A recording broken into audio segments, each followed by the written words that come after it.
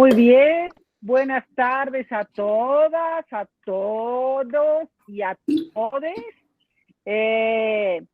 Con mucha alegría agradecemos la presencia de todos para realizar más una edición de nuestro proyecto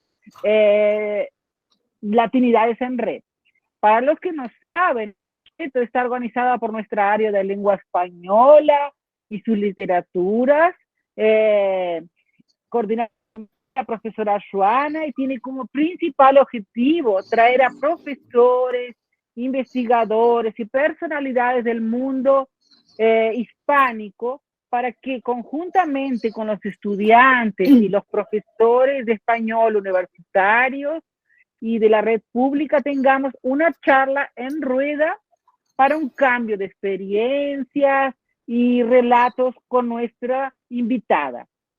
Entonces, es con inmenso placer y alegría que recibimos a nuestra invitada hoy, a nuestra querida compañera, la profesora de lengua española, la doctora Eloísa Pesa Cintrón, de la PFLH, de la USP, para charlar un poco sobre su trayectoria en los estudios de traducción del parlingüístico portugués-español.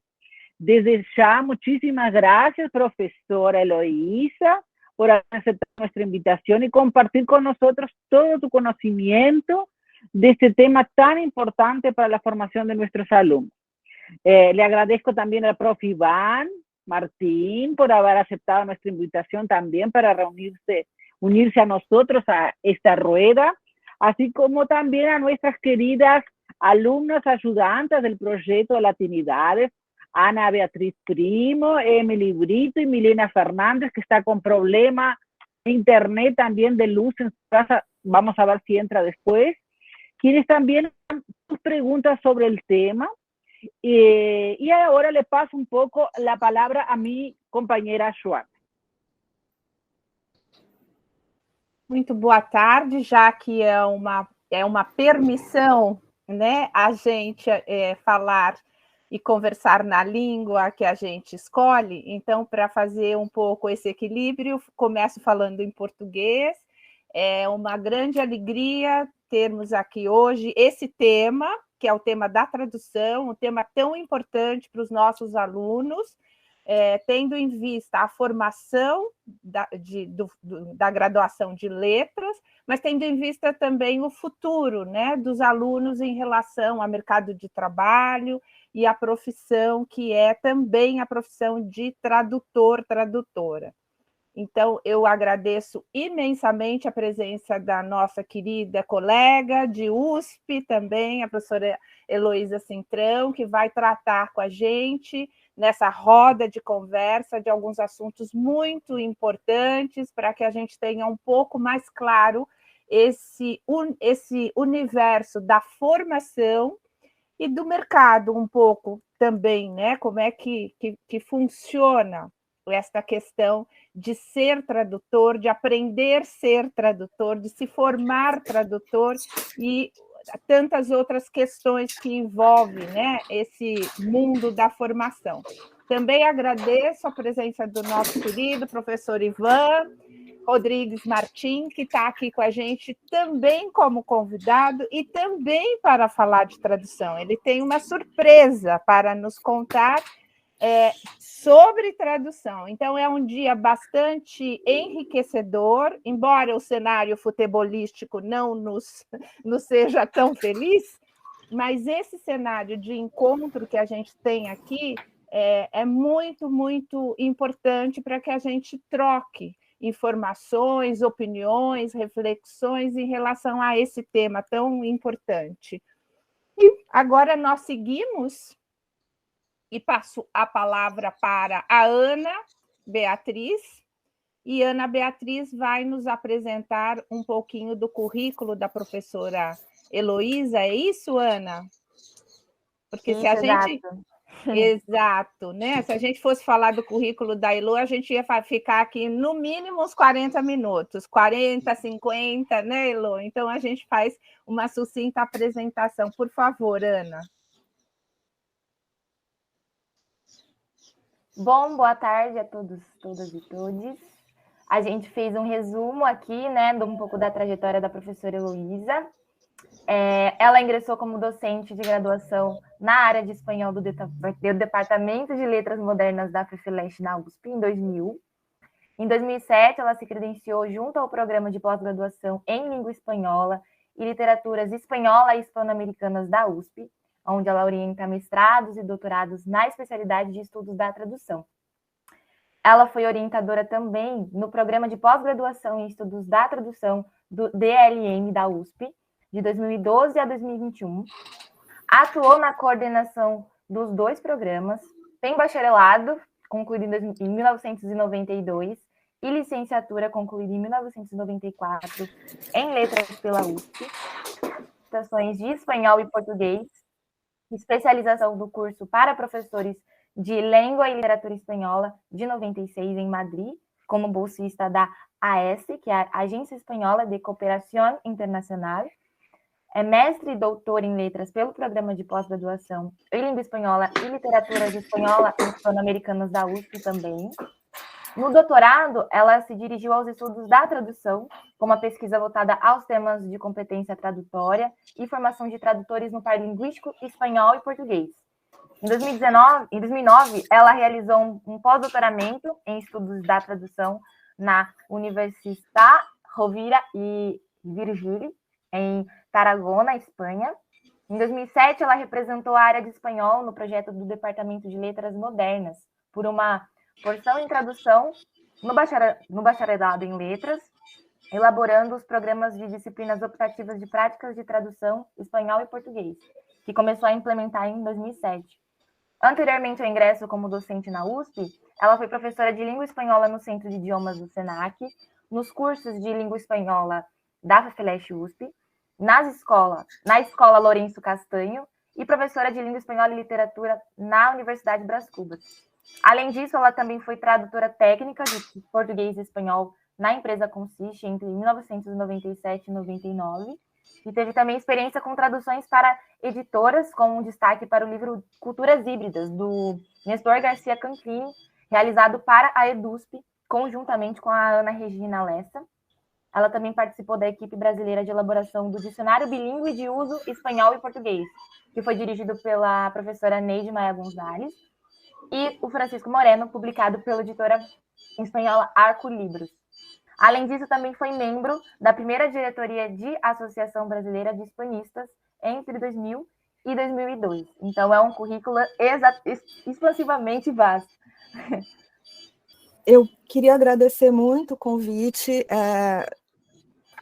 É uma honra aqui poder falar para vocês. São pessoas, além de Etel, Ivan, Joana, são pessoas, além de admiradas, são pessoas queridas.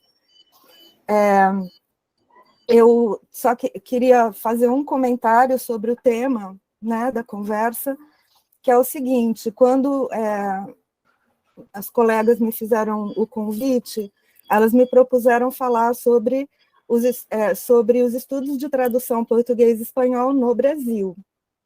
E eu disse, eu não vou ousar falar dos estudos de tradução português e espanhol no Brasil, porque eu não tenho tantos dados, ou tenho um pouco de receio de não ser muito precisa falando, por exemplo, dos estudos. Existem esses estudos na UNB, na Federal do Rio Grande do Sul, na Unesp de São José do Rio Preto.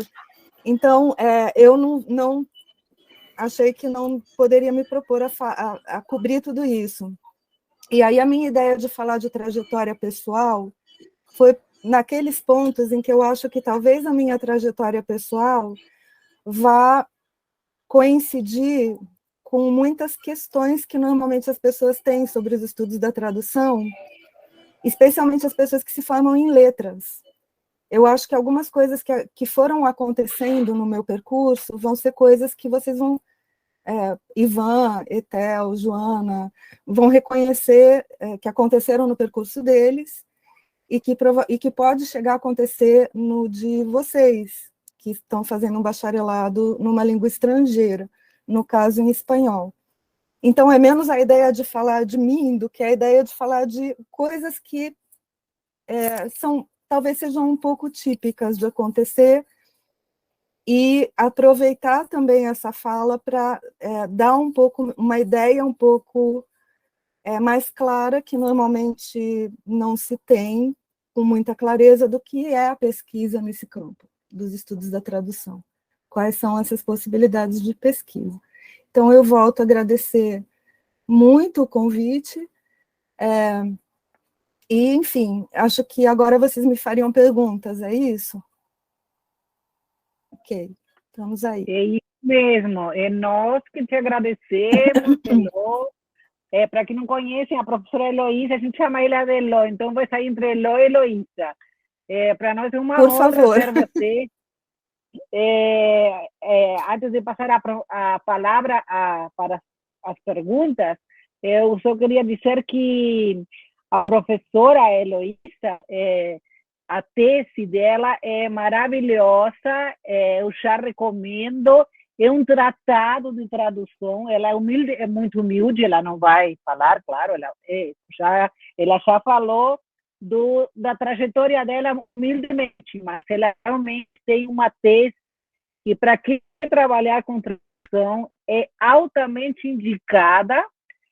Eu nunca vou esquecer, eu já li, mas eu nunca vou esquecer dos elogios que ela teve na sua defesa, e essa tese dela é realmente uma obra-prima da tradução aqui do Brasil. Tá? Para quem quer saber tudo de tradução, leia a tese da professora. Tá bom? Então, agora eu passo a palavra para a professora Joana, que está quem é que vai começar fazendo as perguntas, professora Joana? Eu vou fechar aqui o microfone. Então, eu recomendo também, endosso, porque é uma tese muito cuidada, muito cuidadosa, que começa com um título muito convidativo, né? A gente vai deixar no ar, depois a gente coloca aqui no chat. Entre a lupa, não é isso, Elô? Entre a lupa... Eu pus um título que eu vou dizer para vocês depois, que foi em homenagem a Maite, a Maria Tereza Celada, tá? Se chama Colocar Lupas, Transcriar Mapas, que depois, se vocês quiserem, tá um pouco explicado na tese, mas eu explico por quê. Mas a ideia de colocar uma lupa em certos pontos do funcionamento das duas línguas em comparação, né? Que é uma fala dela, que eu trouxe para a tese. Mas é isso, colocar lupa, Joana. Exatamente. Quando a gente coloca a lupa, a gente ajusta as lentes, né? E passa, então, a mergulhar em alguns temas. Por isso mesmo é que há uma tese de doutoramento, né? Para essa turma jovem que está começando agora com as pesquisas e que está olhando para o futuro, depois da graduação, pensar na pós-graduação. Então, e para quem já começa a pensar também na tradução, é uma leitura imprescindível. De qualquer maneira, eu acho que é muito importante, Elô, você mesma nos diz, né, nesse preâmbulo, que muitas coisas convergem, né, muitas passagens da sua trajetória como estudante, elas começam, né, elas se encontram, são pontos que vão acontecendo, que se encontram dentro e fora da universidade. Então, para que a gente abra mesmo estes trabalhos, para poder esclarecer um pouco o que é ser um tradutor, ou o que é uma tradutora, né, um tradutor, eu gostaria que você contasse um pouquinho exatamente esse começo, né? Todos nós começamos por uma escolha universitária. Às vezes seguimos, às vezes não. Mas a convergência com a sua escolha da universidade, da faculdade de letras, com a tradução, eu acho que nos ajudaria muito, e sobretudo a esse público que está aqui com a gente, né? A maioria de alunos, a entender um pouco, porque entre os alunos surge sempre uma pergunta: eu posso ser um tradutor, eu tenho que ir para a universidade, ingressar numa universidade, ou eu posso fazer por conta própria, por uma forma autônoma? Então, acho que convergindo isso, você contaria um pouquinho para a gente. Obrigada pela pergunta, Joana. Obrigada pelo interesse de todas as pessoas que estão aqui, mas eu queria chamar a atenção que nós temos uma professora da UNB aqui, a Mar, e dar uma saudação especial para ela. Talvez em algum momento ela também possa complementar aqui a minha fala. Bom, sobre a questão, essa questão, Joana e pessoas todas, sobre se um tradutor, se uma pessoa precisa fazer um curso de tradução para traduzir, um curso específico de tradução, eu vou falar do meu ponto de vista, tá? Mas eu acho que muita gente do campo vai compartilhar. Nós temos evidências de que nós temos evidências de sobra de que uma pessoa não precisa fazer uma graduação em tradução para ser um bom tradutor. Evidências de sobra de que uma pessoa não precisa estudar a teoria de tradução para ser um bom tradutor. Porque antes de existirem os cursos de tradução, existiam bons tradutores, né? A tradução é um ofício muito antigo. Então, agora, existe uma isso eu acho que é um ponto pacífico, seria você dizer, não, você não pode fazer boas traduções, não pode se capacitar como tradutor pela experiência de tradução, né? Porque isso acontece o tempo todo, aconteceu o tempo todo, então é meio evidente que, ok. O que é um pouquinho mais polêmico muitas vezes o quanto que você teorizar ou refletir sobre a tradução pode ter algum impacto sobre a sua formação, a sua capacitação ou as qualidades da sua tradução. Isso é um pouco polêmico, inclusive entre tradutores importantes. Se eu não me engano, o Asher, ele tem algum texto nesse sentido, de que não tem como ensinar tradução, você tem formulações desse tipo, não tem como ensinar tradução, ou pelo menos não há como ensinar tradução literária, tradução não se ensina, tradução se aprende na prática. Dentro de quem, assim, das discussões, de quem reflete sobre formação de tradutores, também, geralmente, vou citar alguns nomes para vocês aproveitarem também e irem conhecendo. Então, um grupo que influenciou, enfim, eu acho que me deu muitas luzes, influenciou meu doutorado, me influencia até hoje para pensar cursos de tradução, foi um grupo da Universidade Autônoma de Barcelona, que se chama PACTE, e é liderado pelo Amparo Hurtado Albir. Acho que é assim, para muitas pessoas que, como eu, pensam, escreveram, se preocupam com formação de tradutores, no Brasil eu acho que esse grupo é um grupo de referência importante. Para mim foi. E, por exemplo, eles e muitas reconhecem, e é um grupo internacionalmente reconhecido nessa discussão e na pesquisa sobre formação de tradutor, didática de tradução. E eles afirmam que você não vai se formar em tradução sem praticar a tradução. Então, você não realmente...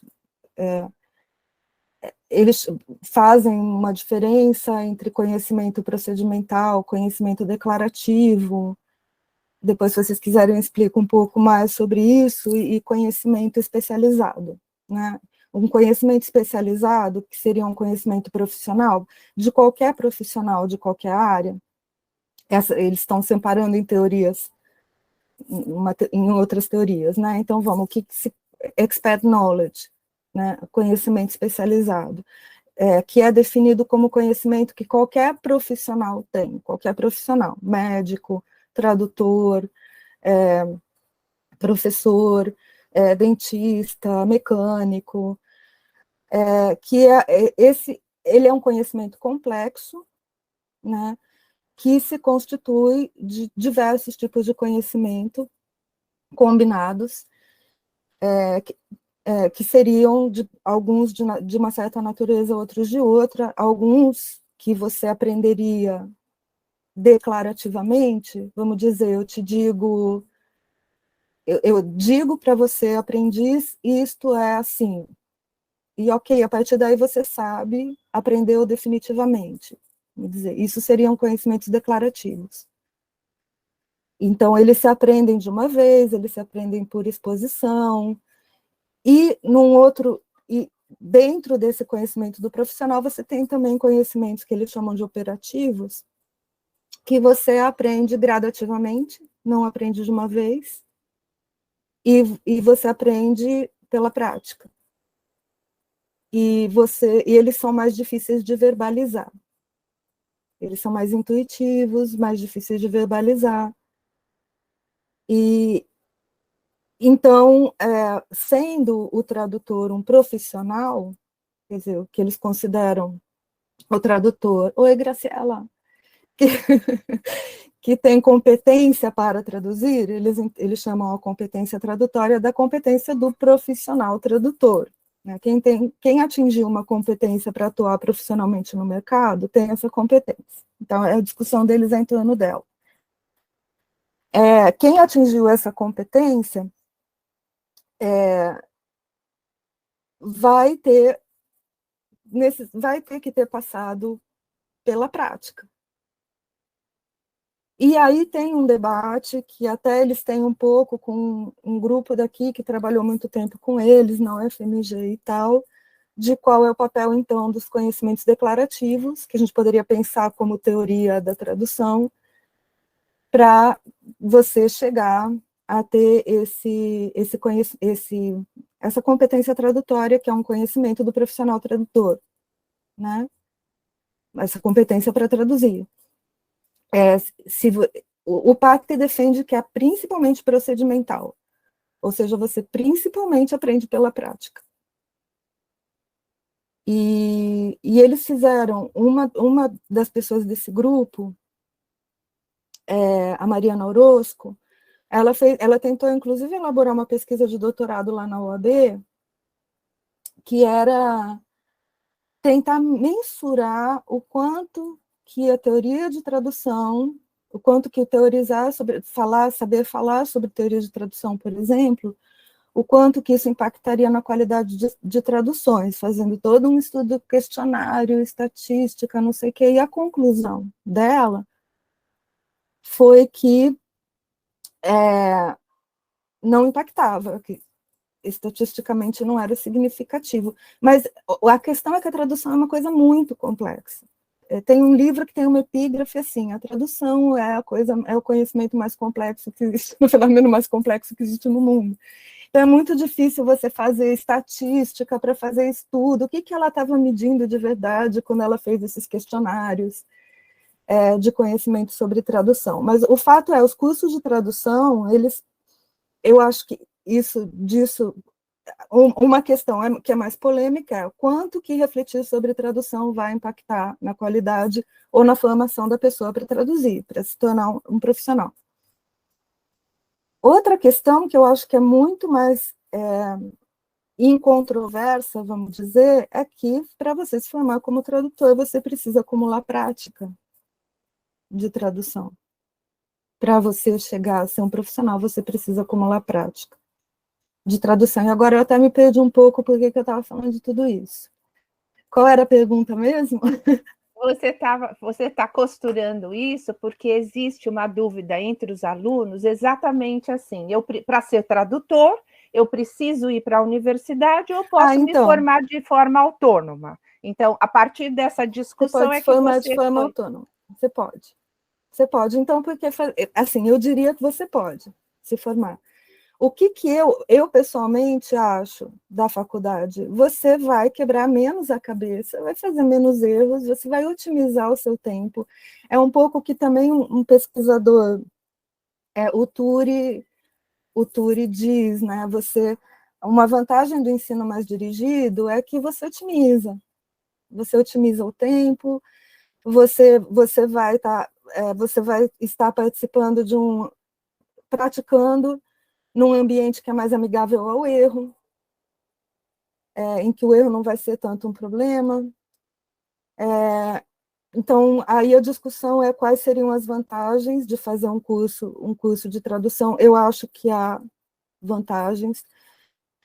E eu penso na vantagem, muitas vezes, não só de um ponto de vista pessoal, ou seja, quanto que será vantajoso para mim fazer algum curso, e aí a gente depois pode discutir, mas que curso?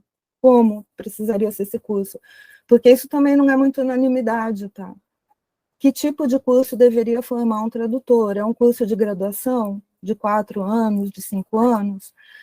É um curso de pós-graduação? Então, a pessoa poderia fazer uma graduação em áreas de biologia, direito, economia, e depois ela vai fazer uma especialização em tradução, e aí ela se forma depois da graduação, por exemplo, né? Essa é uma discussão também, e tem países que adotam formatos diferentes. A Alemanha, por exemplo, tem uma certa tradição de ter bacharelados em tradução. Inglaterra tem mais uma tradição de ter cursos de pós, após o bacharelado, que não necessariamente, e não ter bacharelados em tradução. O Brasil é um caso para a gente pensar um pouco, porque o Brasil tem bacharelados em tradução, a Mar, que está aqui da UNB, trabalha, eu acho que no bacharelado, né, Mar, da UNB, de tradução espanhol. Mas não são muitos, e a gente pensa muito no profissional de letras, como profissional, como o bacharelado em letras formaria tradutores. Se vocês vão olhar para a Espanha, você tem separado. Uma coisa é filologia, outra coisa é formação de tradutor e intérprete. E se a gente olhar um pouquinho os currículos, né, dos cursos de formação de tradutor na Universidade de Granada, na Universidade Autônoma de Barcelona, por exemplo, a gente vai ver diferenças grandes com o que é o nosso curso de letras, né? Então, também me perdi de novo, mas é isso. Precisaria fazer um curso para você ser tradutor, você precisaria fazer uma graduação? Eu penso, então, pensando do ponto de vista do indivíduo que quer ser tradutor, eu diria que a gente tem evidências de que não precisa, porque nós temos tradutores bons que não fizeram, ok. Eu diria que pode valer a pena, por certas, enfim, certos elementos que eu comentei aqui. Você otimiza, eu acho que a reflexão sempre vai dar mais consistência. Eu questiono muito essas pessoas que dizem, mas olha, Paulo Rona, por exemplo, não fez curso de formação de tradutor, e ele era um tradutor super importante, ok, mas ele tinha uma reflexão sobre linguística, uma formação literária, uma formação de literatura super importantes. Claro que isso vai impactar em como ele olha para um texto, né? Ele é um profissional do texto. E muito refinado, né? Ele não fez um curso específico de tradução, mas não é assim que a reflexão não colabora. É você refletir sobre texto, você refletir sobre o que é linguagem, sobre o que é uma língua, sobre que isso não colabore para você ser melhor, né, mais competente na profissão de tradutor, do ponto de vista do indivíduo. Agora, eu acho que tem um outro ponto, que é de vantagem de você ter cursos de formação de tradutores, que é do ponto de vista de quem precisa dos trabalhos do tradutor. Porque a pessoa que precisa autenticamente de um trabalho de tradução, ela precisa porque ela não sabe a língua, né? Então, ela também provavelmente não vai ter muito como aferir a qualidade daquele texto. Eu acho que esse é um dos papéis das formações profissionais, sabe? É que quem precisa na sociedade daquele serviço tenha alguém que entenda daquele serviço e ateste, esta pessoa está qualificada para fazer esse serviço. Então, eu acho que isso dá uma certa segurança para o cliente, entre aspas, para quem precisa do tradutor. Alguma instituição disse essa pessoa pode fazer uma tradução, ela tá capacitada para isso. Então, eu acho também que a formação específica, ela tem esse papel. Se vocês pensarem na medicina, isso vai ficar claríssimo. Não é um caso tão grave, mas, assim, quando você procura um médico, você não tem condição de saber se o que ele está dizendo está ok, não está ok, né? Você depende do conhecimento dele. Então, é uma coisa que nos dá segurança de procurar um médico, é que ele tem todo um processo pelo qual ele tem que passar, e que a gente consegue averiguar que ele é um médico formado, que ele é autorizado para trabalhar como médico, então que a gente vai ter enfim, vai ter um serviço adequado ali, né, procurando esse médico formado. Eu acho que para o tradutor também, a gente tem uma formação um pouco mais regulamentada, seja no formato de bacharelados, seja, a gente tem, né, atestados, a gente tem o Sintra, por exemplo, ele dá um atestado. Eu acho que isso tem um pouco de, não só vantagem individual, mas tem um pouco de vantagem também para quem precisa dos serviços de tradução. E o Brasil tem um histórico de traduções, assim, pelo que eu andei lendo, espero não estar falando bobagem, mas de traduções de uma qualidade. Eu acho que você melhora, que vem melhorando por causa de uma certa profissionalização que foi, né, acontecendo ao longo do tempo.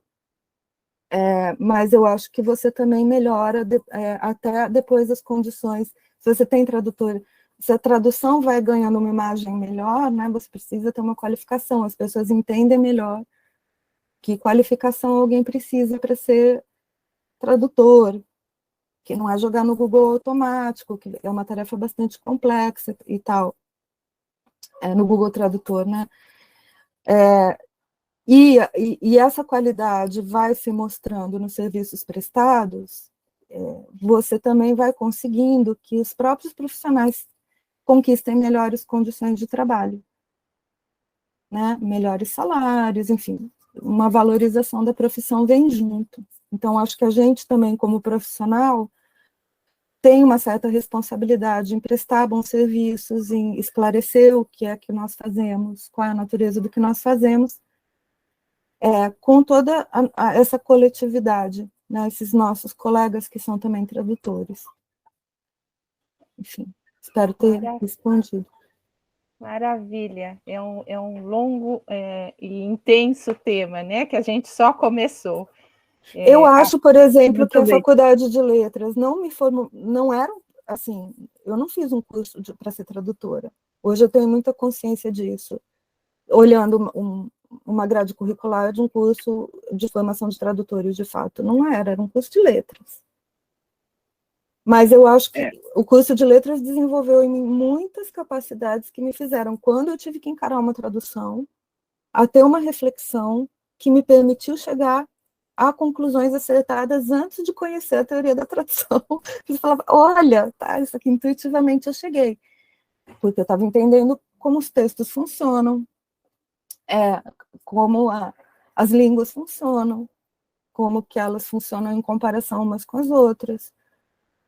Desenvolver capacidade de produzir bons textos, isso para tradução escrita. Mas eu acho que um curso de formação de tradutores precisaria ter uma prática de tradução, por exemplo, que o meu curso não teve, né, em letras. É isso.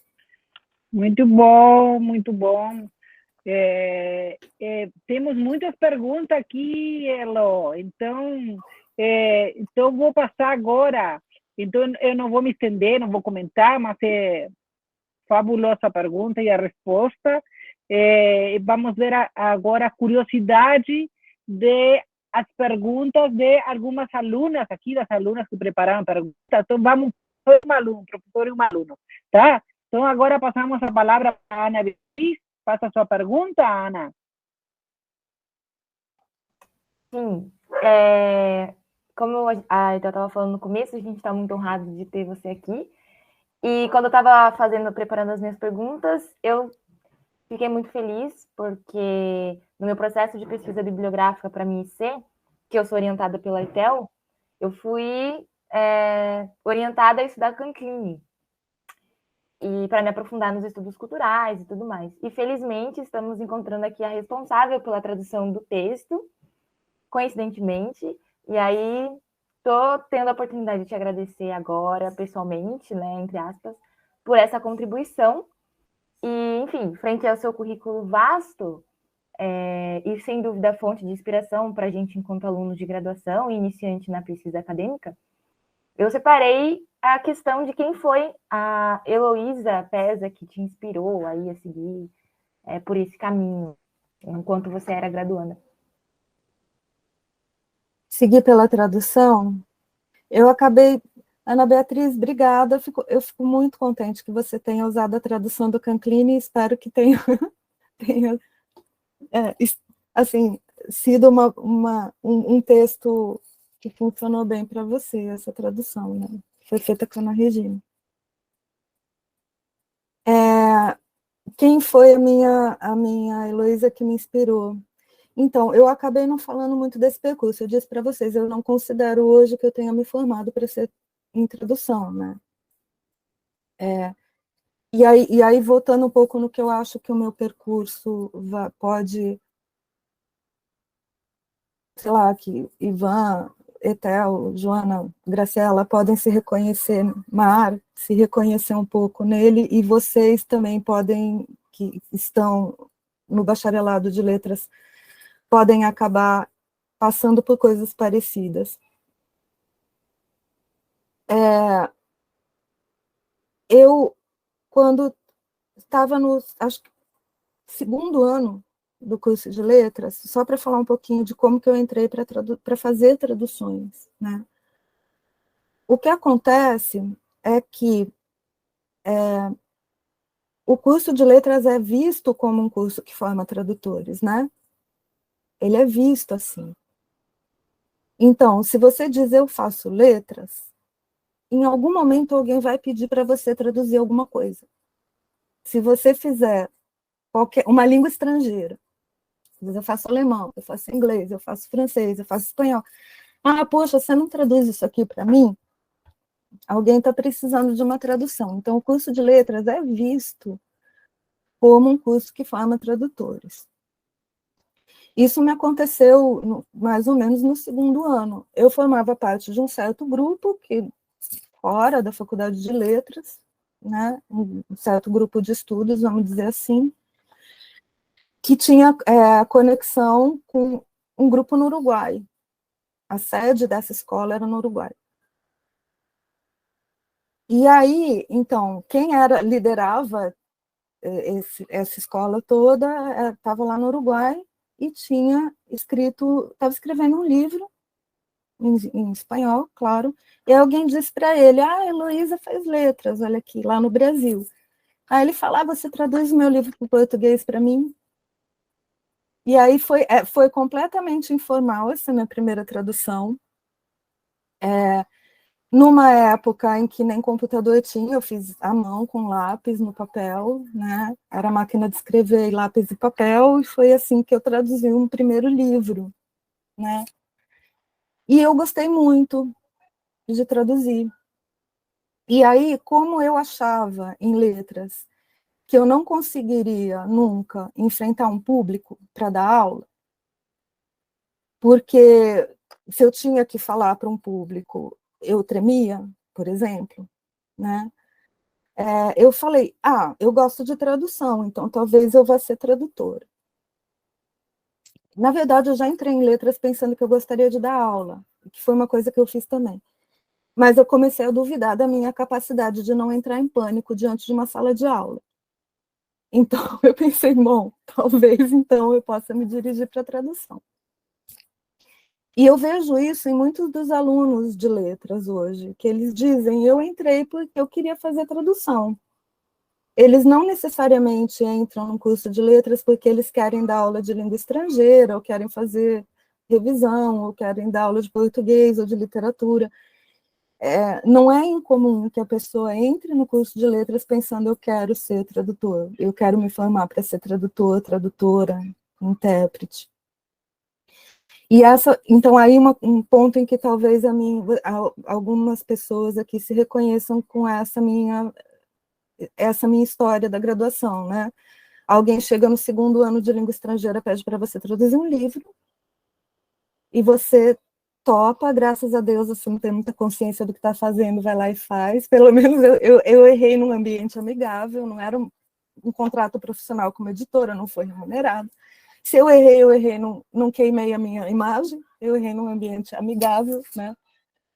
Então foi bacana isso. Aí, no resto da minha história, a Graciela que está aqui tem um papel enorme. Porque quando eu terminei, a Graciela Maria Augusta tem um papel muito importante. A Maria Augusta Vieira, né, que foi minha orientadora de mestrado.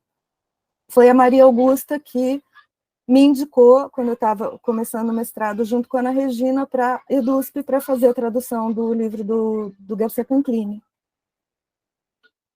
Então, foi a minha primeira experiência com editora, contrato, prazo, né? Durante o mestrado, eu convivi muito com a Graciela, né? Nós fizemos o mestrado na mesma época. E a Graciela tem muita experiência como tradutora, ela trabalhou para jornais e tal. E aí nós acabamos coincidindo, né, Graciela? Eu estava dando aula de espanhol no Senac, aí depois disso, e no Senac me indicaram para uma empresa que ligou para eles pedindo indicação de tradutor. Era tradução técnica, a Consiste. E aí eu fiquei lá e a Graciela trabalhava lá.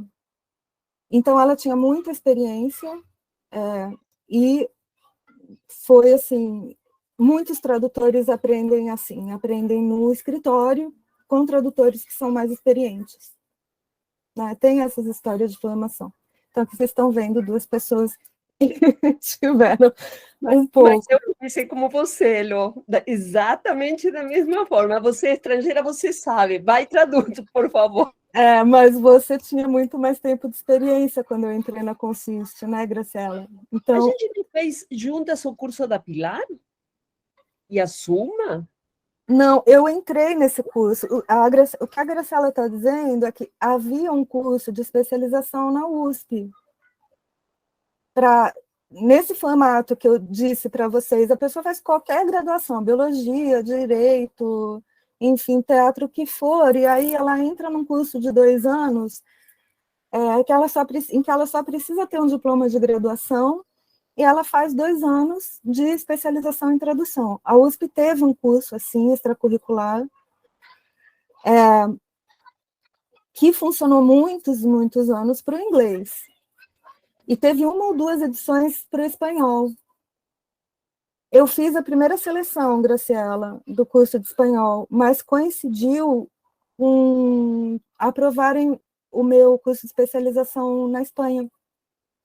Então, eu não fui porque eu fui para a Espanha fazer o curso do ICE. Eu não fiz esse curso, infelizmente, né? E aí, outro papel da Graciela foi que ela me indicou para a editora Ática para fazer uma tradução de 4 livros do espanhol para o português de ensino de religião católica. Que eu duvidei, eu falei assim, mas gente, traduzir livro para ensino de religião católica no colégio, será que eu quero? E aí falei, legal, até porque eu gosto do assunto religião, né? Eu leio sobre religiões. Legal, vamos ver o que é isso. E foi fantástico, assim, como experiência, porque era um livro didático com jogos, que tinha uma diversidade de gêneros textuais impressionante. Tinha poema da Alfonsina Storni no meio, tinha letra de canção, tinha palavra cruzada, gente. Eu tive que traduzir palavra cruzada, sopa de letras. E eu tinha que entregar isso em Word. Quando chegou na primeira palavra cruzada, eu falei, como que eu vou entregar uma tradução de palavra cruzada em Word? Eu estava na Consiste, Graciela. Eu não sei se eu te contei isso.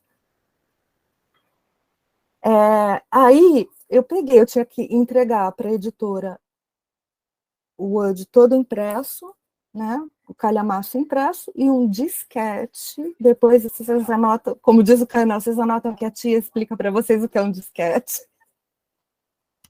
E um disquete com arquivo também. E quando apareceu a primeira palavra cruzada, eu falei, o que eu vou fazer com isso? Como é que eu vou... Tudo bem traduzir, mas como que eu vou formatar para entregar? Eu comecei, assim, imprimir a folha, peguei uma régua, comecei a desenhar a palavra cruzada. Eu falei, não vou terminar essa tradução nunca, porque toda a unidade tinha uma palavra cruzada, uma sopa de letras. Então, primeira lição da minha trajetória pessoal que fica para vocês. Nunca aceitem uma tradução sem olhar o que vocês vão receber de original.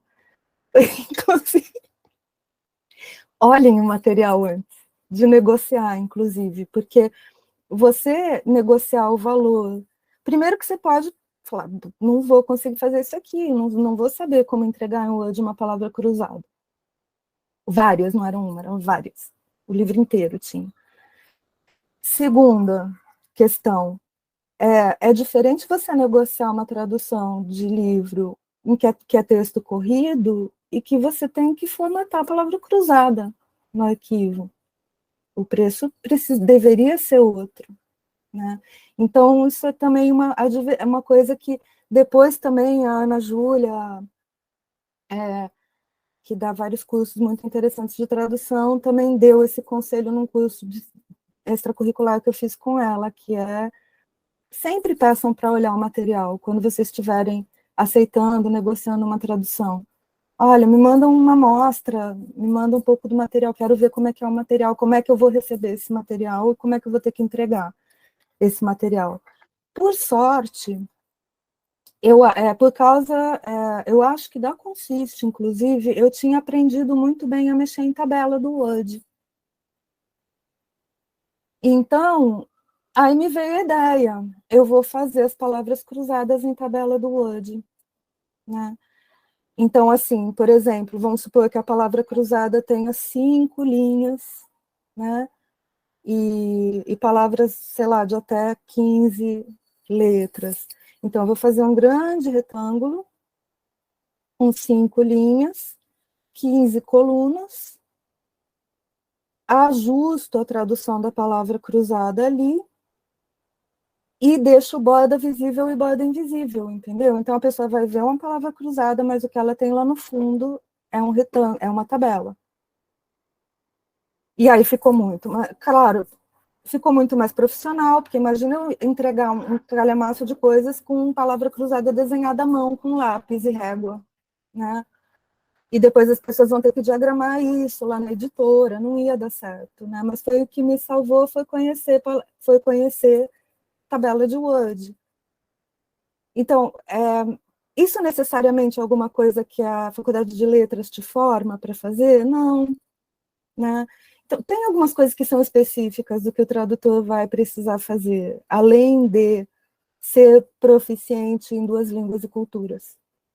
Tem outras coisas, instrumentais, enfim, que são muito específicas da profissão, né? Diferentes da profissão de professor, por exemplo. Aí, isso, mas assim, então, eu tive pessoas que me deram empurrões, viu? Respondendo, quem foi a sua Heloísa? Eu acho que tem 2 aspectos, pessoas que foram me inserindo na tradução. Então, teve a Maria Augusta, teve o Senac, a Graciela foi muito importante nisso, porque depois eu usei muito desse material da Ática para formular os meus cursos para a USP. E teve o meu concurso de ingresso na USP, em que eu estava entrando para uma vaga de língua, e a banca olhou o meu currículo e falou, você tem bastante experiência com tradução, não é? Você não quer, eu não tinha doutorado ainda, você não quer se dirigir no doutorado para tradução? Porque a gente gostaria de ter especialista em tradução aqui. Eu falei, ótimo, quero. E aí me dirigi para tradução.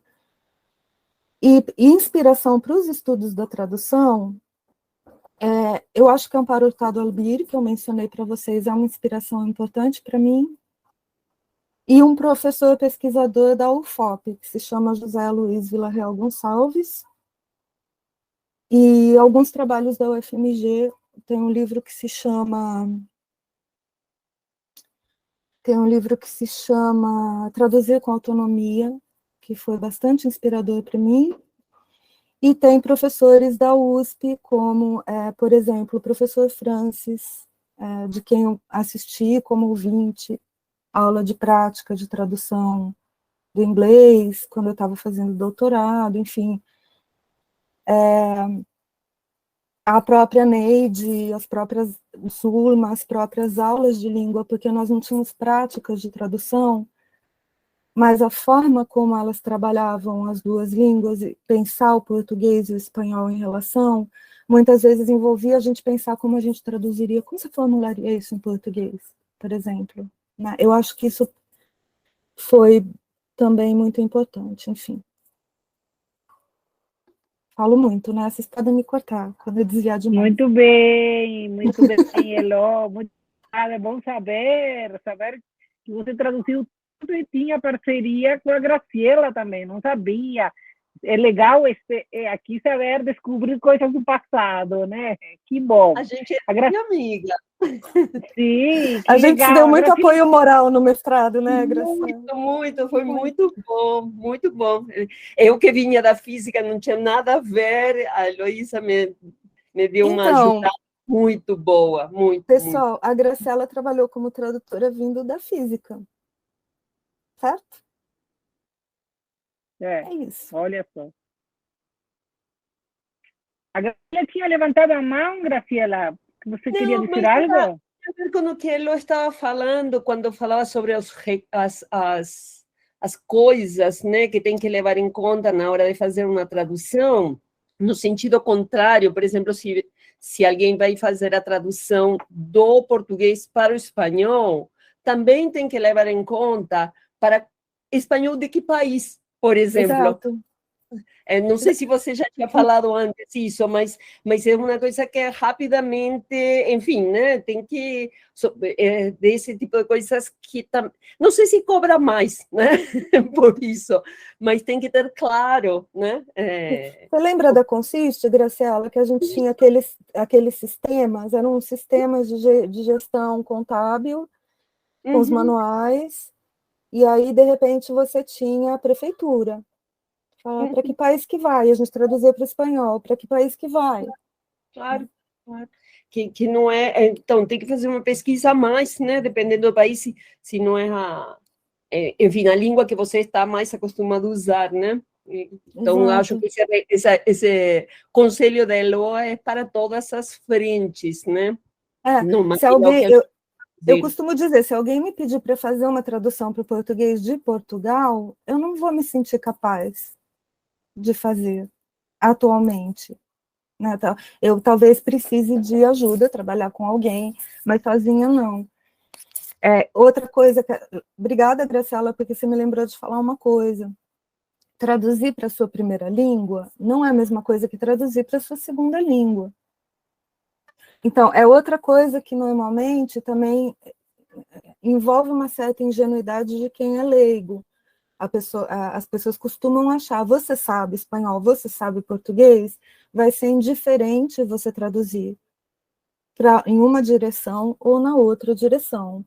Não é indiferente, mesmo que você saiba muito bem a língua que é a sua segunda língua, porque a sua intuição na sua primeira língua, o seu input de anos, o seu input que vem desde a infância, te cria um outro tipo de intuição. Especialmente, eu costumo, essa é a minha visão, né, a minha percepção, especialmente se você está trabalhando com registro, ou seja, na literatura. Você vai estar tendo que perceber se aquilo soa mais formal, mais informal, se aquilo tem marca de época, se aquilo, tudo isso está muito ligado à tua vivência cultural de muito tempo, a toda a tua exposição à língua e cultura. E o perfil mais comum dos tradutores, pelo que tenho visto, não sou eu que estou inferindo, é que a pessoa tenha uma língua 1 e uma língua 2. Não é que ela seja totalmente bilíngue. A gente tem perfil de tradutor totalmente bilíngue. O Paulo Henriques Brito, por exemplo, que é poeta e tradutor literário, e é professor de tradução na PUC do Rio de Janeiro, tradução português-inglês, ele se identifica como um perfeito bilíngue.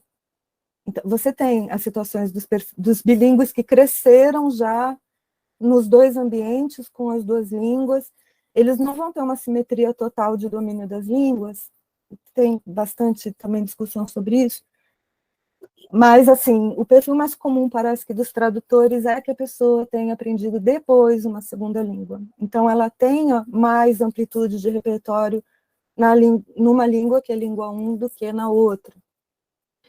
E eu costumo também contar que, não sei se isso ainda existe, eu acho que talvez não, mas durante um bom tempo existiu, inclusive num código de ética internacional, que os tradutores só deviam fazer tradução para a sua primeira língua. Isso até constava num código de ética, de tradução, enfim. Eu acho, é bastante complexo, como eu dizia, a tradução é uma das coisas mais complexas, porque depende do que você está fazendo. Por exemplo, na Consiste eu traduzia para o espanhol. E tudo bem, era uma coisa técnica, num certo formato, que me dava uma certa tranquilidade. Eu não traduziria, nem tentaria traduzir Guimarães Rosa para o espanhol. Entendem a diferença? Então, não é o que você vai traduzir para a língua estrangeira. Eu acho, sim, que uma pessoa que tenha o espanhol como língua 2, e tem uma boa formação, e tem uma boa consciência do que é traduzir, ela pode fazer uma tradução para a língua 2 melhor do que uma pessoa nativa que não tem essa experiência, não tem essa consciência. Mas depende bastante do que ela está traduzindo, né? Mas só essa curiosidade, era até considerado não muito ético você traduzir para uma língua que não era a sua língua primeira, né? E a remuneração é diferente, viu, gente, no mercado. Só que aí o que está se considerando não é a língua individual, é que aqui no Brasil, como a língua oficial é o português, se você estiver traduzindo para uma língua que é estrangeira no país, isso no mercado é chamado de versão, e não tradução, é um sentido de versão que se usa, você está traduzindo para outra, para o espanhol, para o inglês, para o alemão, isso é uma versão, isso tem um valor de mercado mais alto do que uma tradução, tá? No mercado tem valor diferente também. Então, espero ter respondido. Muito bom, maravilha, muito bom. Muita coisa, muita informação, depois vamos rever, muita coisa que a gente nem sabia. Você está contribuindo muito. Muito obrigada. Então, agora eu passo a palavra, a pergunta para o professor Ivan, depois a Emily, e depois a gente abre para perguntas, e se não, depois vocês podem ir escrevendo essas perguntas no chat, tá, gente? O que quiserem saber. Vamos lá, professor Ivan, é sua vez. Olá, tá dando para ouvir direitinho? Tá, beleza. Bom, primeiro eu queria agradecer, Lô, por estar aqui na Unifesp com a gente, ainda que essa Unifesp virtual. É uma alegria te ver por aqui. Vamos ver se a gente marca um dia de ser ir com os pezinhos lá na nossa Unifesp, né? Parabenizar a Júlia. Corações para a Unifesp. Isso. Pela organização do evento, assim como a Emília e a Ana, que estão aí apoiando, agradecer os alunos que estão aqui, enfim, falar oi para todo mundo. Sabe, Lu, muitas das coisas que você falou, eu tinha pensado em perguntar, mas tem algumas questões que me atormentam para essa história da tradução, sabe? Quando a Etel e a Jo falaram que a gente, né, que o modelo um pouco desse projeto é falar um pouco da trajetória das pessoas, etc., e ao mesmo tempo fazer, né, perguntas específicas tal, sobre o trabalho que elas desenvolvem, eu me lembro quando você migrou para a tradução, assim, né, quando logo que você entrou na USP, como você foi migrando para a tradução, e talvez isso que você tenha respondido, que a Joana também perguntou, etc., eu acho que é a questão mais importante, pensando nas nossas e nos nossos alunas e alunos que estão aqui, sabe? Que é assim, né? Bom, quando que eu posso traduzir? Né? Assim como na USP daquele tempo, né, não havia uma disciplina de tradução, também nós não temos na Unifesp nesse nosso tempo de agora. Né? Então, hoje, quer dizer, você implementou, né, no curso de espanhol, no curso de letras de espanhol, né, quer dizer, as disciplinas que têm a ver com tradução, né? Você construiu esse campo, né, específico dentro da letras de espanhol, né? A gente ainda não tem isso, né? Ninguém se ocupou disso. Embora muitos de nós façam a tradução, né, entre os professores. Entre as professoras, na verdade, e eu, o único menino. Então, existem muita gente que faz tradução, né, e por diferentes motivos, né, e por diferentes tipos de tradução, né. Mas, até onde eu saiba, quer dizer, nenhum de nós reflete, né, teoricamente sobre a tradução. Não sei se a Rosângela, talvez, tenha uma reflexão, enfim, pense mais sobre a tradução, né, de modo teórico. Não sei se a Graciela, enfim, eu, por exemplo, faço as traduções que tenho feito ultimamente, são traduções literárias totalmente empíricas, né? Quer dizer, você vai lá e fica sentindo o texto, que se aproxima muito mais de um trabalho de análise e de interpretação do texto para traduzir, né, do que um rigor técnico teórico de tradução. Isso, claro, gera muitas dificuldades, como você mesma disse, né, talvez os caminhos fossem mais curtos, fossem menos difíceis se tivesse uma base teórica para fazer isso, né? Mas uma questão que me pega, e aí que não está nas perguntas que foram feitas, aí que vocês, né, conseguiram falar um pouco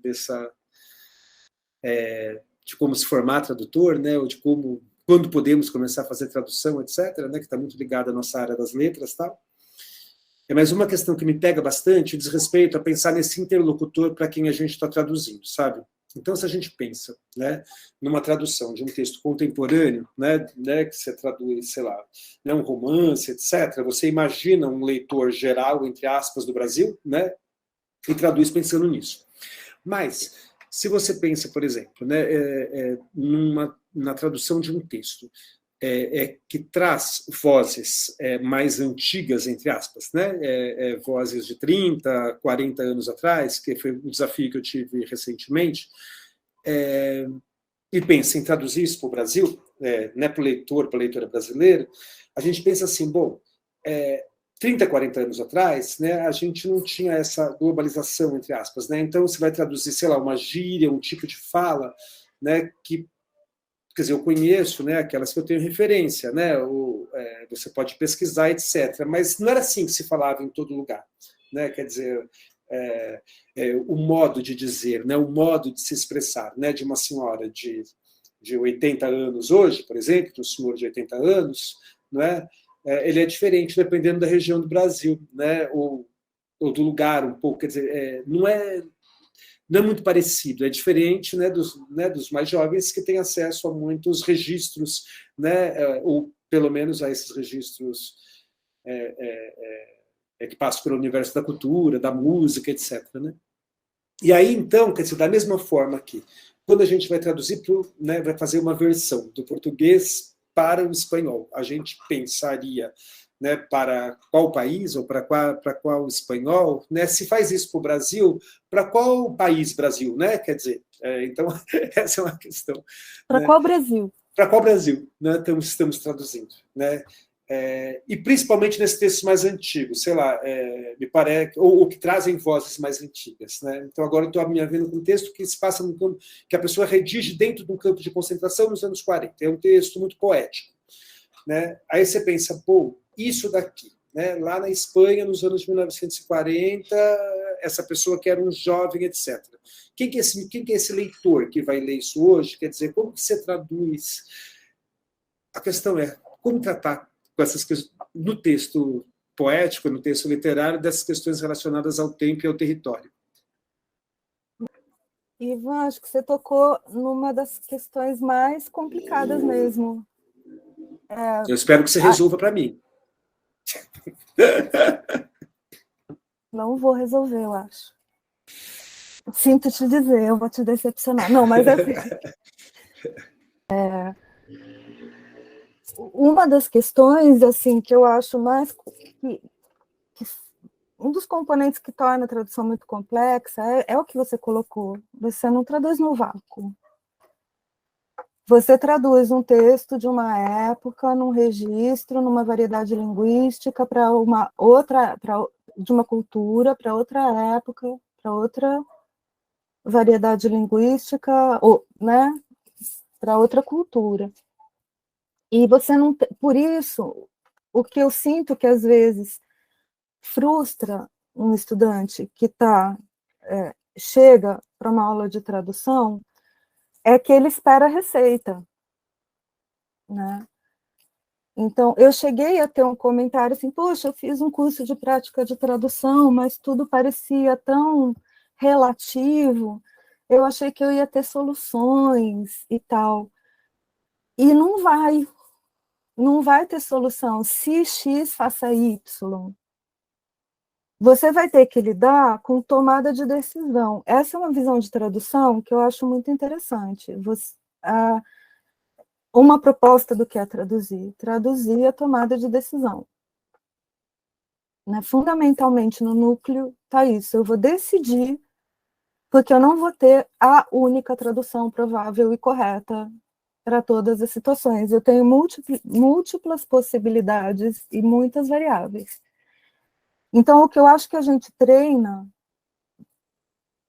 entre aspas, né? O que a gente vai se formando, vai se aprimorando para fazer quando a gente traduz, seja intuitivamente, seja institucionalmente, é um pouco o que você disse que você faz. É para interpretar o texto em contexto. Na verdade, você está comparando dois contextos, você está interpretando que o teu texto é um texto de campo de concentração, de tal época, a partir do teu conhecimento de mundo sobre o que é um texto de campo de concentração, de tal época, como eram essas pessoas, vai ter um cabedal de informação que você está mobilizando para construir a tua leitura do teu texto. Então, uma coisa importante, eu acho que um momento muito importante dos estudos da tradução, para o qual uma brasileira contribuiu, que foi a Rosiméria Rojo, na Unicamp, foi dizer: a tradução é leitura, tradução é interpretação. Por isso que eu digo que eu acho que o curso de letras contribui, porque a gente se exercita em interpretar, e entender texto, e entender língua, né? Você vai, então, levantar o que você tem, interpretar o que você tem ali, que é o texto que você vai traduzir. Isso, em muita medida, é intuitivo, mas essa intuição é construída com muita prática. Com muitas das leituras, interpretações, monografias de interpretação literária que você entregou na sua graduação, se matando em cima daquilo, eu vou interpretar aqui como é que interpreta texto, como é que eu faço crítica literária, né? Aí você vai construir a tua leitura desse texto e você vai ter que construir isso que você falou, quem é meu interlocutor? Você vai projetar um interlocutor de acordo com a tua encomenda de tradução, por que você está traduzindo isso, para quem que você está traduzindo isso, que comparabilidade tem aquela época com essa ou não tem, a tua compreensão da língua que você está colocando aqui para mim também, entendeu? Ela era uma senhora, então, é uma variável de registro social que tem a ver com a idade da pessoa. Ela é da Espanha, é uma variável de registro que tem a ver com dialeto geográfico, dialeto de geração, dialeto... Quando você entra nesses aspectos de registro, então, por exemplo, o que é uma variante regional, o que é o português falado no Brasil, na cidade de São Paulo, não é o mesmo português. Não, uma pessoa que vive na cidade de São Paulo não faz as mesmas seleções linguísticas que uma pessoa que é do Rio de Janeiro, nem de Salvador, nem de Porto Alegre, né, nem de Belo Horizonte, isso só falando das capitais. Então, a língua varia, a língua é ultra complexa, e talvez a tradução tenha toda essa complexidade, porque a língua tem. A língua é uma ferramenta muito complexa de significação, entendeu? Ela significa em várias dimensões. Então, se eu disser porta, eu estou significando uma coisa diferente do que se eu disser porta. E se eu disser porta? Eu estou significando de onde eu sou. isso pode... E aí eu tenho que interpretar se isso tem ou se isso não tem relevância numa tradução. Se isso cumpre um papel naquele texto, naquela situação ou não. Vou te dar um exemplo. Um registro da forma como a pessoa fala, por exemplo, o geísmo, da Argentina, por exemplo, numa história em quadrinhos. Na história em quadrinhos do Inodoro, o cara, a escrita faixa com Y em vez de com ele, está pondo na escrita um fenômeno sonoro da fala que para aquele quadrinho pode ter alguma relevância. Mas se você estiver fazendo uma interpretação em corte, então você pode tentar pensar, o que eu vou fazer com esse dialeto regional que está marcado aqui, nesse quadrinho? Porque eu vou ter correspondência de um gaúcho argentino para que brasileiro? Para nenhum brasileiro. E isso não tem muita solução, não vou te resolver o problema, não tem uma correspondência de um gaúcho argentino para algum brasileiro. Você vai ter uns tangenciamentos que podem te ajudar dentro de situação a resolver o problema. Entendeu? Depois eu digo como é que eu e a Ana Regina contornamos isso no Culturas Híbridas, né? E tinha uma história do Inodoro lá. Né? E o que a gente vai fazer com isso aqui? Mas se você estiver fazendo uma interpretação na corte de um cara de uma zona rural da Argentina que se envolveu num rolo aqui no Brasil para um juiz, não vai ficar se preocupando com qual é o sotaque que a pessoa tem, não interessa. Então, você estabelece, interpretando, qual é a hierarquia de relevância dos fenômenos linguísticos no texto, para a tua tarefa de tradução. É bem complexo, né? E aí você vai levantar possibilidades de resolver aquilo dentro, hierarquia, ter que priorizar uma coisa sobre outra e tomar decisão, que não vai ser a única possível, vai ser a tua escolha. É com isso que a gente lida na tradução, muitas vezes. E o Fiorin tem um vídeo muito bacana em que ele discute questão de preconceito linguístico, tarará, né? Porque até muitas vezes o que você tem, a presença de uma marca de dialeto geográfico que você vai ter num texto, ela vai estar lá para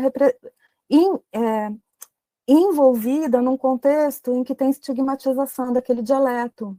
Por exemplo, você tem um dialeto de mais prestígio representado num personagem de teatro, com um dialeto de menos prestígio representado num outro personagem de teatro, numa comédia. Então, aquilo pode estar lá, o principal daquilo é mostrar uma relação de estigmatização de determinada pessoa de determinado lugar. Aí, às vezes, você consegue resolver um pouco mais com marcas de um dialeto social do que dizendo, esse cara é irlandês, então eu vou colocar nele a fala de um mineiro do interior. Não sei. Não tem correspondência possível. É bem difícil resolver, né? Você consegue resolver muito em situação. E o que acontece muito, essa pode ser um pouco uma saída, Ivan, é você tentar resolver mais no social do que no regional, e você vai ter um certo grau, quem estuda um pouco essa questão do problema do registro na tradução literária, por exemplo, o que eu faço com esse tipo de coisa, um romance importante da gauchesca. O que eu vou fazer com essas marcas nos diálogos no Brasil, né? Quem estuda um pouco isso, verifica que tem um fenômeno muito de atenuação, você atenuar um pouco as marcas. E eu já vi, assim, esse tipo de sugestão, aquilo que geograficamente, às vezes, só está lá para representar uma certa configuração social, mais do que geográfica, né? De prestígio, desprestígio, maior poder, menor poder, você transpõe nesses termos em vez de transpor-se carioca, paulista, mas é um dos grandes problemas e não é consensual. A Juliane House, que para mim é uma inspiração também, uma proposta de avaliação de qualidade de tradução que ela tem, é uma das coisas que me inspira muito até nos cursos, né? Eu procuro sempre trazer a questão do registro nos cursos, mostrar para as pessoas como é que essa questão de registro está sempre presente. Formalidade, informalidade, né? Geração, classe social, gíria, como tudo isso está sempre presente, constantemente presente na tradução, eu procuro sensibilizar para isso nos cursos, e eu uso muito a Juliane House. Ela defende que a gente não deveria neutralizar quando a gente percebe que uma marca desse tipo é relevante no texto, né? Que a gente não deveria neutralizar. Ou seja, não devia pensar, tem uma língua neutra, standard, então vou deixar tudo nessa língua literária, bonita, legal, que muitas vezes foi o que se fez, né? Então, você chapar todos os dialetos, assim, tem palavrão, não põe palavrão. Na legendagem a gente vê isso, na dublagem, mova seu traseiro gordo, Harry, né? Bastardo. Você botar tudo num outro nível de língua, mais chapado, e pode ter razões para isso, não estou dizendo que seja sempre, não faça isso, né? Mas ela defende que seria melhor não fazer na literatura, na tradução literária, e eu já vi um outro cara discutindo cultura e tradução, lá da Espanha, dizendo que você se expõe muito ao ridículo se você tentar, por exemplo, fazer uma correspondência de um dialeto geográfico de uma região para um de outra. Porque, claramente, por exemplo, o teu texto literário está situado na Espanha, você não vai colocar a marca de alguma região do Brasil nele, porque é inverossímil. Uma pessoa da Espanha não vai estar falando com determinada marca regional brasileira, entendeu? Ele defende que você se expõe muito ao caricato, ao ridículo, se você tentar refazer esses efeitos. Eu estou mais do lado da Juliane House, que você deve tentar fazer alguma coisa quando essas marcas de registro têm relevância no texto. Mas é uma questão que não tem receita, não, Ivan. Mas eu não colocaria uma mulher de outro século da Espanha falando, mano... Não. Eu sabia que você não tinha uma resposta, claro, mas eu só queria compartilhar minhas angústias com você. Não, é muito. E saber que elas também são as suas. É muito legal a sua fala toda. Bom, virou uma aula, né? Eu acho que a gente podia organizar um curso seu para a gente lá na Unifesp, sabia? Um curso de extensão. Assim, a gente promete que te faz carinho na ida, te faz carinho na volta e toma vinho com você depois de cada aula. Tudo para você topar, fazer um curso para a gente. Eu organizo, juro. Muito boa ideia, Ivan. Adorei. Vamos organizar isso, Elô? Excelente. Eu vou só para terminar aqui, que eu tinha feito a pergunta, sabe que eu tenho memórias muito, muito impressionantes da Heloísa, muito impressionantes mesmo, porque quando a gente começou a dar aula na Braçubas, lá em Mogi das Cruzes, foi lá que a gente começou a dar aula em faculdade. E a gente dava muita aula, tinha muita aula, quer dizer, o tempo era muito escasso, como vocês sabem que é de vocês. E eu lembro da gente se encontrar no sábado de manhã e não ter dormido a noite inteira porque ficou preparando a aula. Aí eu lembro que não tinha computador, a Heloísa com um calhamaço de papel, a aula inteira, de 4 horas, escrita à mão, porque ela escrevia, com as caras, com os olhos tudo roxo, assim, mas, enfim, só para fazer um testemunho da seriedade, né, como você sempre trabalhou, etc. Eu não consegui ter capacidade de síntese, né? Eu falo. Até hoje. Mas tem essas memórias muito boas. E da gente em Araraquara, na casa da sua família, para o congresso, enfim. Uma alegria te ver aqui falando desse trabalho. Assim, e te ver assim, né, há muito tempo que a gente não conversa, né? E te ver tão especialista em tradução, assim, falando, assim, além de ler. Que legal. Parabéns, Elô. Obrigado. Viu? Muito bom rever vocês também. Espero que... Acabei não falando muito da minha trajetória, né? Mas era essa a ideia, era um pouco trazer... Maravilha.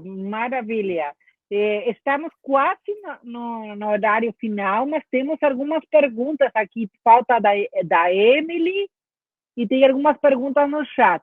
Então, não sei o que fazemos... porque algumas já estão meio repetidas, né? A Emily, você gostaria de fazer a sua pergunta?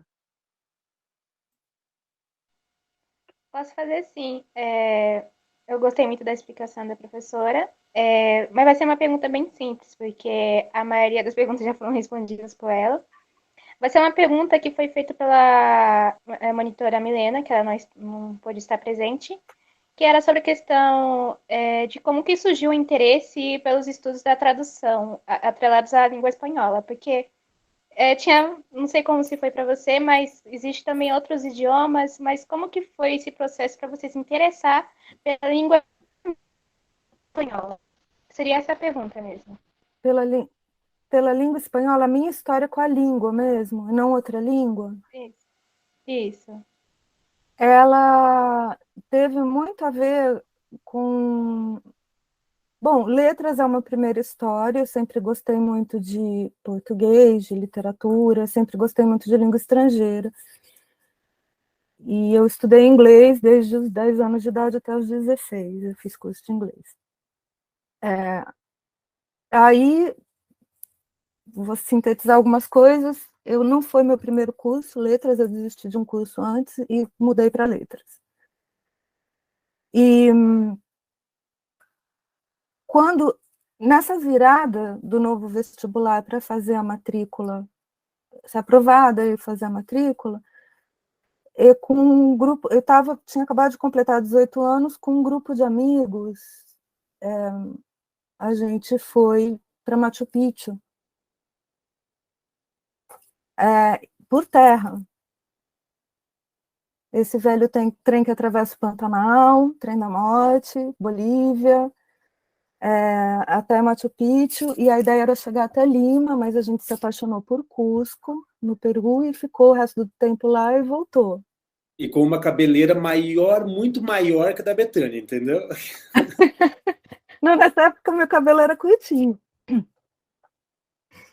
E aí foi uma coisa um pouco de... Foi um impacto muito grande para mim, porque é uma região de muito turismo, então a gente encontrou, além da gente passar por Bolívia, passar por Peru, a gente encontrava pelo caminho pessoas da Argentina, que naquela época estavam com uma moeda muito forte, pessoas do Uruguai. Eu já vinha com um contato com esse grupo de estudos que tinha sede no Uruguai. E eu fui gostando muito da língua, cada vez mais. Eu falei, então é essa língua que eu vou estudar. E essa sensação que talvez muitos de nós acabem tendo, que cai um pouco... Cai como uma coisa, nossa, como é que pode ser assim? Como é que eu não percebi isso antes? De que nós estamos rodeados de países em que se fala o espanhol, não falamos, achamos que nós vamos entendê-los e eles vão nos entender, e não é o que acontece quando a gente se encontra com eles sempre, né? Facilita, tem uma certa transparência e tal, mas não é essa facilidade toda de comunicação que a gente supõe que seja, e que a gente tendo acesso a essa língua, a gente vai ter acesso a muitos dos nossos vizinhos, é uma diversidade cultural riquíssima. Então, eu voltei, especialmente dessa viagem, muito, assim, pensando, nossa, não dá para não ser espanhol que eu vou estudar, né? Então, foi antes de pensar em tradução, foi espanhol,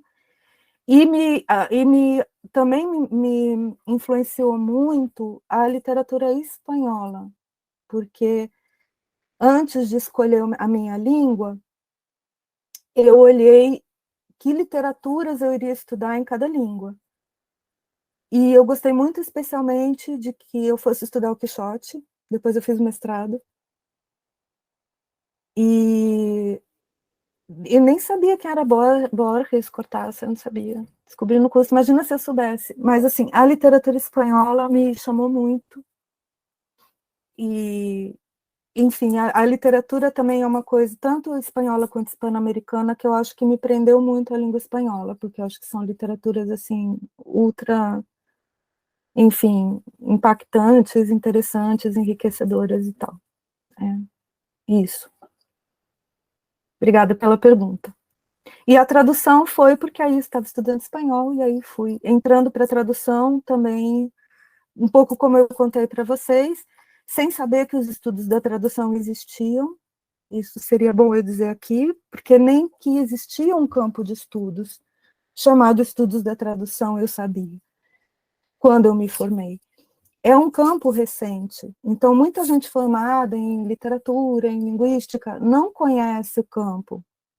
E muitas vezes, quando alguém percebe que gostaria de fazer pesquisa com tradução, e se aproxima de mim, por exemplo, queria fazer um TGI, queria fazer uma iniciação científica, eu gosto de tradução. Normalmente o que a pessoa pensa é, eu vou fazer um estudo contrastivo de português e espanhol, ou eu vou fazer uma tradução literária. E tudo isso é possível no campo dos estudos da tradução, mas é um campo muito mais amplo. Por exemplo, o meu doutorado foi em formação de tradutores, então tem toda uma leitura, uma discussão em torno de formação de tradutores. O que é a competência para traduzir? O que é o processo de tradução? Tem abordagens cognitivas no meio disso, que aí tem estudo experimental que você pode fazer com sujeitos, né, coletando certo tipo de dados. Você tem história da tradução, você tem, enfim, é um campo que é recente, cresceu muito rápido, você tem feminismo e tradução. Enfim, é um campo, muitas outras coisas podem ser estudadas em pesquisa nesse campo, que não apenas fazer uma tradução literária, ou estudar, fazer um estudo contrastivo de como traduzir determinados pontos entre o português e o espanhol, né? Maravilha! Mais descobertas, Heloísa. Mais descobertas que as meninas trouxeram aqui para a gente saber mais dessa trajetória. Muito obrigada. Temos uma pergunta aqui, duas perguntas, aliás, só para fechar. Uma, eu acho que é da Maria Celeste Ribeiro. Ela é uma ex-aluna, uma egressa, uma querida também. E ela pergunta, eu acho que, não sei, Maria Celeste, eu acho que já te contemplou, né? Porque você falou sobre isso. O que você acha, Celeste? Ela falou um pouco na resposta ao Ivan, Sim. Porque é o que ela disse, né? É uma situação muito complexa. É que eu sempre, agora, depois que eu fiquei um pouco no Nordeste, eu fiquei meio assim com a história do eixo Rio-São Paulo, que tudo é feito no eixo Rio-São Paulo e que lá ninguém entende nada disso. Mas eu achei que já está contemplada a discussão, que, como ela disse, não tem uma resposta. Obrigada, Ethel. De nada, querida. Então, e a outra, eu acho que, para finalizar, né, da Juliana Bolsinha, está pedindo indicação de livros fundamentais sobre a tradução. Se você pode sugerir alguns. Uma coisa dos estudos da tradução é que ainda a gente se beneficia muito de ter leitura instrumental em outra língua. Tem um livro que eu vou pôr o nome aqui no chat. Tem um livro que ele já tem um certo tempo, tá? Mas eu acho que ele ainda ajuda muito para quem quiser ter uma ideia do que é possível fazer de pesquisa em estudos da tradução, que ele se chama The Map, um mapa. Eu vou pôr aqui sobrenome dos dois autores no chat. Depois eu também até posso mandar, viu, Ethel, para vocês mandarem para o pessoal que se inscreveu. Ótimo. The Map. Chesterman e Williams. Andrew Chesterman e Jane Williams. O livro se chama The Map, A Guide for Beginners, alguma coisa assim. O mapa, um guia para iniciantes na pesquisa em tradução. Está em inglês? Está em inglês.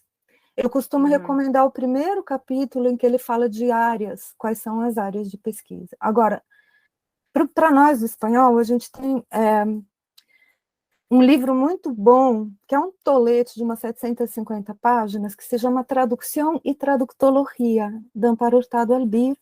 Também é do começo dos anos 2000, mas acho que ainda ajuda muito. Vou pôr aqui. Amparo Hurtado Albir. tradução e traductologia. Me ajudou muito, muito no doutorado, porque eu estava vindo do mestrado em literatura, não sabia nada dos estudos de tradução. Então, foi um livro que me deu um panorama muito bom dos estudos, do conjunto dos estudos de tradução. Mas aí dá para escolher um capítulo ou outro também. É um livro bem grande.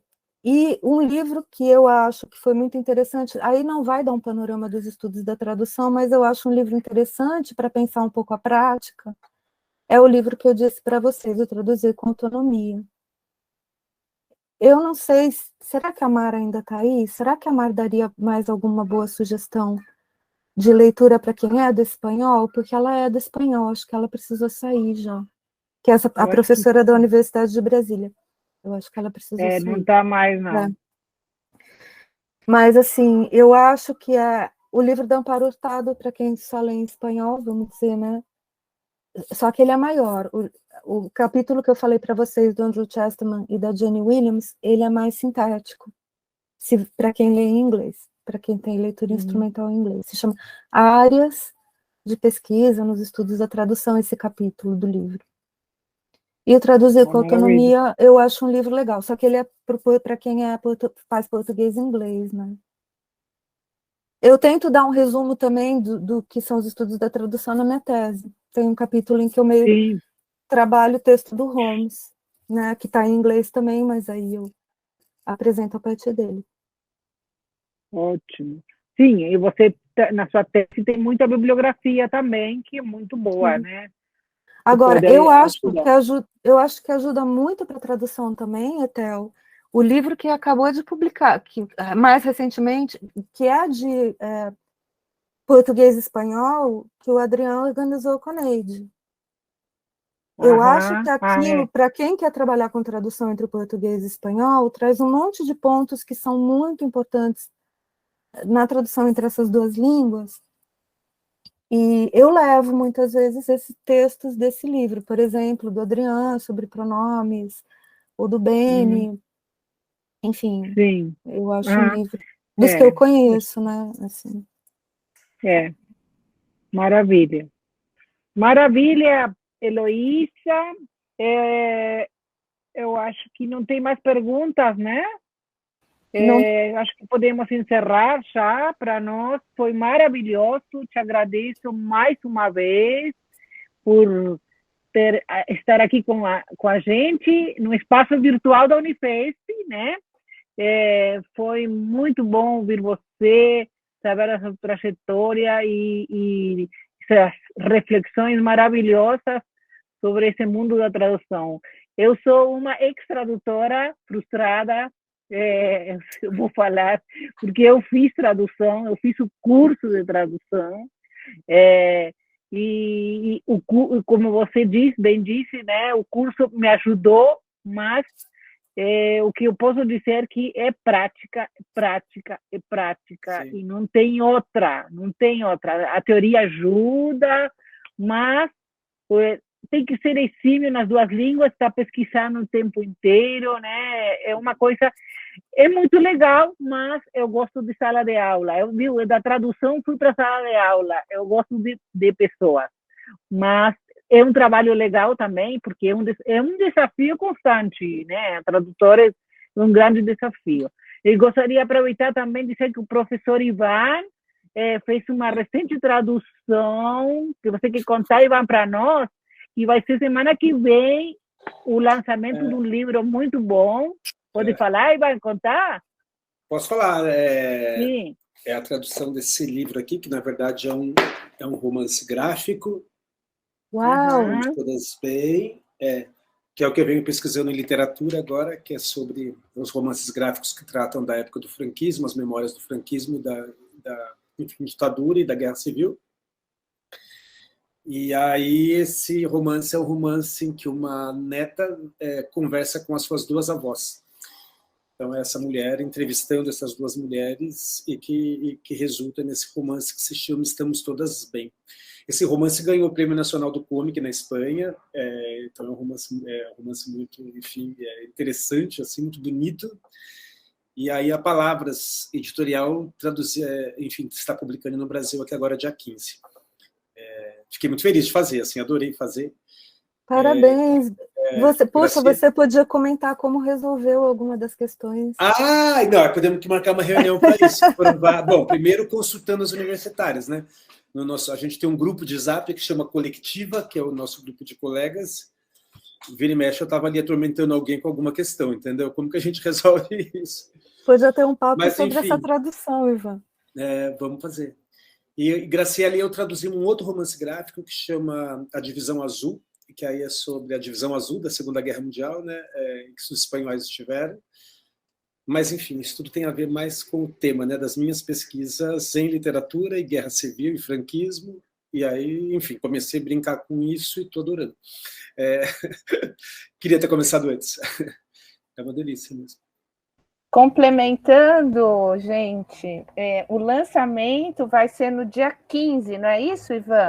Na Martins Fontes. Depois, bom, acho que eu coloquei nas redes, mas depois eu mando para todo mundo. Na Martins Fontes da Doutor Villanova. Da Doutor Villanova, ou seja, a Rua do Sesc, certo? A Rua do Sesc, isso. Pertinho da Amaral Gurgel. Que horas? Espera aí que eu já falo aqui direitinho. Vai ser na Martins Fontes, na Rua Doutor Villanova 309, às 19 horas. Beleza. Eu acho que é isso. Vai vir a Ana Penhas ou não? Não vem a Ana Penhas. Não vem. Quem vai conversar, vai ter uma mesa para falar sobre o livro, e quem vai conversar comigo é a Margarete Rago, da Unicamp, professora da Unicamp, que é uma especialista em literatura feminista, na verdade, em movimento social, feminista, etc., e que tem trabalhado muitas, né, que ao longo da vida trabalhou muitas questões relativas às libertárias na Espanha, né, as mulheres revolucionárias, etc. Legal. E aí o diálogo vem por aí, porque essas mulheres que são retratadas no romance, diferentemente das libertárias que estavam na luta, eram as mulheres anônimas, né, que estavam na casa delas, etc., e que nem por isso, né, deixaram de ser profundamente marcadas pela violência que o franquismo operou contra as mulheres. Né? Então, o debate vai ser um pouco nesse sentido. A Margarete Rago é assim, um privilégio ouvi-la falando sobre a Espanha e sobre o papel que as mulheres tiveram, né, no processo, tanto durante a guerra, depois também na resistência, né, ao avanço do franquismo, que, enfim, muitas aí foram mortas e exiladas, etc. É isso. Está vendo só como literatura, aulas de literatura e tradução sempre estão entrecruzadas? Sim, eu também veio da literatura, né, Ila? E muitos dos nossos colegas são tradutores, né, que dão aula de literatura ou de língua nas diversas universidades, não necessariamente dão aula de tradução, e são tradutores. Exatamente, exato. Adriana Cancepos. Exatamente. Eu fiz essa provocação porque eu ainda tenho esperança de ir para a tradução. Eu fiz uma especialização em tradução literária e ainda quero... Onde, Joana? Na Casa Guilherme de Almeida? Não, na Extinta Gama Filho. Então, duas sugestões. A Extinta Gama Filho, o curso deles continua no Estácio de Sá. Isso, exatamente. E a Casa Guilherme de Almeida está com curso de tradução literária espanhol-português. Exatamente. Então, super bem lembrado, para a gente lembrar também os alunos, né, que a Casa Guilherme de Almeida, os cursos ou são gratuitos ou com uma taxa muito pequena, eu acho, né, de valores, se eu não estou enganada. Então, é um acesso muito fácil. E o pessoal da casa é espetacular, né? Então, tem esse olhar para a literatura, eu acho um caminho muito importante. Então, falar aqui para os alunos, né? Agradecendo de novo esse encontro riquíssimo, com essa novidade do Ivan e com essa trajetória da Heloísa. Agradecer que é uma conversa muito enriquecedora, que nos traz sempre novidades e que nos traz, sobretudo, esperanças, né? Mesmo com essa situação que nós estamos neste país, e ela já se apresenta diferente, são esperanças muito importantes para o campo das humanidades e para o campo das letras, né? Ou seja, temos futuro, vamos cuidar dele, com as letras, com a literatura, com as línguas, e com essas cabeças novidadeiras e pulsantes que são os que estão aqui com a gente hoje, que são os nossos alunos, não é assim? A gente trabalha arrumando mais trabalho, né? Hoje eu estou doida aqui pensando em alguma coisa no semestre que vem. Heloísa, se segure, se prepare. Eu já estou inscrita. A gente podia fazer intercâmbio, entendeu? Nos dois, a gente faz uma cruzadinha. Bora? Exatamente. Eu já estou inscrita, tá? Joana, nós vamos fazer junto. Joana, e você trabalhou com tradução também, fez o curso e trabalhou também, né? Exatamente. Quem faz letra, gente, em algum momento vai fazer tradução. Fui aluna do Eric Nepomuceno, por exemplo, né? Que trouxe um outro olhar para a tradução. Então, tem esse lado que a gente vai seguir nesse curso, que a gente já está arrumando mais coisa para fazer, como diz o Ivan, mas sempre com prazer, né, para trazer um pouco mais essa discussão, que ela é muito interessante e ela é muito ampla, porque tem, acho que, muitas formas de se atuar, né? E o mais bacana é que a gente vai juntando, né? A gente vai, num coletivo ou numa coletiva, vai juntando essas experiências, né? De nós profissionais, professores, leitores, autores. Também temos colegas que são autores, né? Autores em poemas, autores em crônicas, autores de literatura também. Então, eu acho que a gente tem um excelente time, sabe? E começamos a entrecruzar esses fios, porque o bordado já está anunciado. Isso aí. Maravilha. Muito obrigada, gente, viu, Elô? Foi um prazer, Elô. Uma alegria rever vocês. Obrigada a todos, a todas, a todos. Um beijo grande. Vamos ver se fazemos umas colaborações. Obrigado, sem Elô. dúvida. Muito obrigada a todos. Boa noite. Obrigada, Elô, Ivan, menina, Joana, Ana, Emily. Tudo é bom. Boa noite. Boa noite, gente. Boa noite, obrigada. Tudo é bom.